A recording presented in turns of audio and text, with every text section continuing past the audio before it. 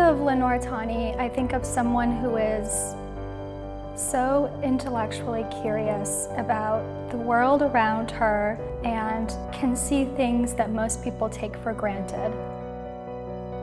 Lenore Tawney is an interesting artist, very complex, and she started her weaving very late in her life, but she was never afraid of letting herself free and creating with the classic ways, techniques of weaving, but yet she knew them very well, and that allowed her to break it. Nothing prepares you for seeing the works in person. They are ephemeral seeming, and yet they have a kind of inner strength and power, which I think is drawn ultimately from her spiritual depth, but also her technical expertise. One thing that was always notable to me is those artists that I learned about as being a part of a fiber department, like Lenore Tawney or Sheila Hicks or Claire Zeisler, never showed up in an art history course. That was something that was always a curiosity to me. I think were a few strikes against her that in a society that probably didn't think of women artists as real artists, working with the loom. I think there was a really clear idea that, yeah, why would it be surprising for a woman to be weaving, but then it's craft, and then it's over here and it's functional. So I think she's under-recognized because of our societal norms, not because of the work. So Lenore was born in 1907 in Lorain, Ohio, on the shores of Lake Erie. She grew up in a relatively small town and did not have art in her life, but her older brother had moved to Chicago. So when she was 20 years old, she left Lorain and moved to Chicago. It was only relatively late in life, when she was almost 40 years old, that she became an artist and set an entirely new path for herself. It just seems to me this all was inside of me from all these years of not doing it, and it just burst out. Lenore was in Chicago for 30 years. She was married there, but it was after her husband's death in 1943 that she began to study art. She attended the Institute of Design in 1946-47, and I think that the study that she had there provided the foundation for the groundbreaking artist that she became. I felt in Chicago I was sort of held. When you're in a place a long time, your friends hold you into a sort of mold that they think you're this, and you can't drag yourself out of it. So Lenore moved to New York in 1957. She left behind a very comfortable life in Chicago. She had to leave and go somewhere else, basically to reinvent herself. She was acquainted with another artist from Chicago who had moved to the Coenties slip area. And I believe it was through that connection that she rented a small loft on Coenties slip and moved there in November of 1957. I left everything in Chicago. I just brought a couple things. I brought the refrigerator and my cat, my little. And I didn't know whether I'd stay, but I stayed. I immediately felt free. She fell into a very interesting group of artists, paramount among them Agnes Martin, the great painter, one of the inventors of minimalism, in a neighborhood called Coenties Slip, which was an old warehouse district in the southern tip of Manhattan. Others there included Robert Indiana, the proto-pop artist, Ellsworth Kelly, the great abstractionist, Robert Rauschenberg and Jasper Johns were not far away. And she knew all of these people. She was particularly close with Agnes Martin, though. Through her correspondence and her photographs, we do see her at the center of this vast network of artists and also really creative thinkers.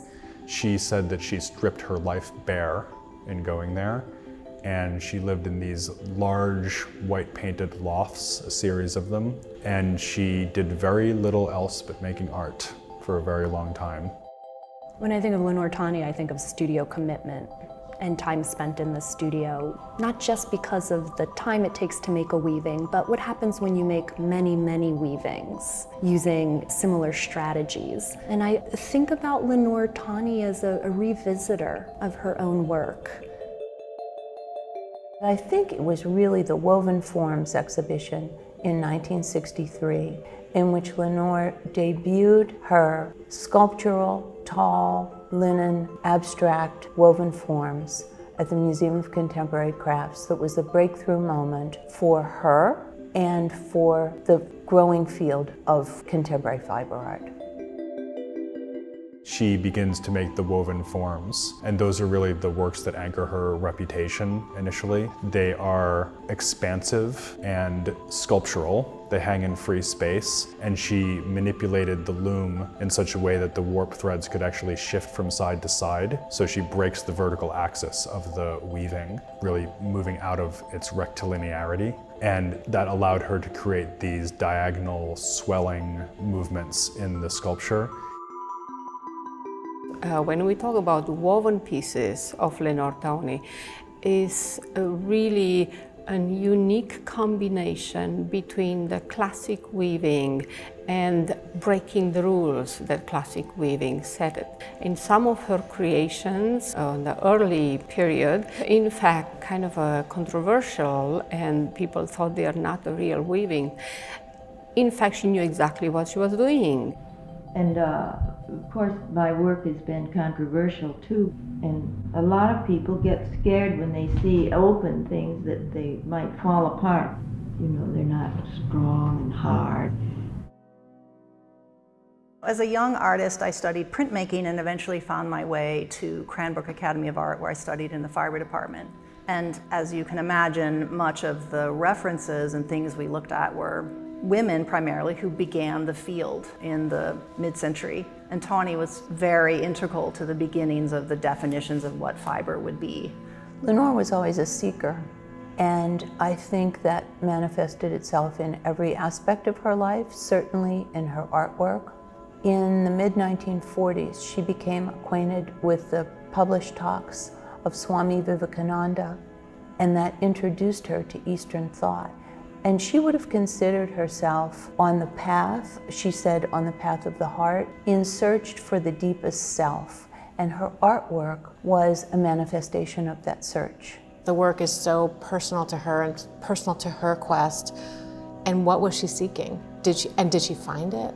Was this enough? All of her work was so slow and so precise and so focused. I just pictured her spending hours and hours and hours doing one work, like in a very meditative way. I want to know if she found what she was looking for. I want to know if it worked. It works as the kind of viewer to see it and to experience it in the galleries. You do slow down and you do think about your path differently, but was it working for her as a maker? Like, did the creative process invite spiritual growth? I would say yes, but I think that's mysterious to me because it's so personal to her. She expanded the idea of what a woven form could be. She brought it into the lived space that we all inhabit, away from the wall and, you know, certainly away from any kind of associations with utility. I think that she showed a kind of interest or preoccupation with drawing, but drawing in three-dimensional space. So Lenore considered herself an artist, not necessarily a weaver. She started out as a weaver, but then in 1964, she began to do an extraordinary series of drawings. And the year after that, she began to do collage, and she began a series of assemblages. And she didn't see any hierarchy between these. And she went back and forth working in these different media. But she did stop weaving in 1976. But she didn't stop working in fiber altogether because in 1979, she began her series of cloud sculptures, which she considered weaving without weaving. I always think when you're with one of those clouds, the best thing to do is to take the attitude that you might in front of some natural phenomenon, looking up at the stars or staring up at the sky, and just let it wash over you. And that's the kind of spiritual mindset, the kind of centeredness that Tawney wanted to find for herself and imbue into the work and then give to us. She is one of the larger building blocks of what sets precedent for the contemporary surge in fiber art. There's a place of serious abstraction with the cloud pieces. And I'm curious to know more of how all that comes from the loom. It's that she pops off of that two-dimensional surface into the three dimensions that I connect to. What comes to mind with Lenore and with a lot of artists of her generation is really how much they were expanding fiber and textile objects, discipline, methodologies, but also how much they were broadening what contemporary art practice or modern art practice is generally. I think that spatial and bodily connection, that ability to sense the scale of the work in relationship to a body and its verticality, its shoulders, its hips, not to call it only that, but I think that that in-person experience is really powerful. She's pictured so often in such intimate proximity to her work. That was phenomenal to me because I felt that she was being so explicit about her desire to be in relationship with these materials. The way that she's photographed touching her threads, the way that she's photographed installing her work, that quality of touch really stuck with me. And I think it's another wonderful gift that she offers through her practice is space for desire. She really is a dominant figure in this story of textiles. If you didn't have her in place, it's just very difficult to imagine what contemporary textiles would look like. She not only created many of the technical possibilities that opened up the discipline, but much more importantly, she really expanded the conceptual parameters for the discipline. So she was able to simultaneously break the logic of the loom and also remake it in an equally satisfying, equally complex form. I think she is a person who is a perfect model of an artist who really mined her own interests and developed her own practice with her own personal integrity, who now really the work is resonating alongside other things that have been maybe forgotten or overlooked historically that we are calling upon now in this moment to understand our own situation and what we're looking for. Well, Lenore was an intensely private person. And even though I worked with her for the last 20 years of her life, there were certain areas that she just kept in reserve. So there will always be parts of Lenore that remain a mystery. We just have the clues that she left us in the work. Yeah, there's so much more left to think about or learn from her work and her life and her practice. You know, it's exciting to finally see Tawney get the recognition and the thought that has, you know, long been needed. I think Lenore's work offered new possibilities for what fiber arts could be. And I think it's important to think of not only what she did, but when she did it.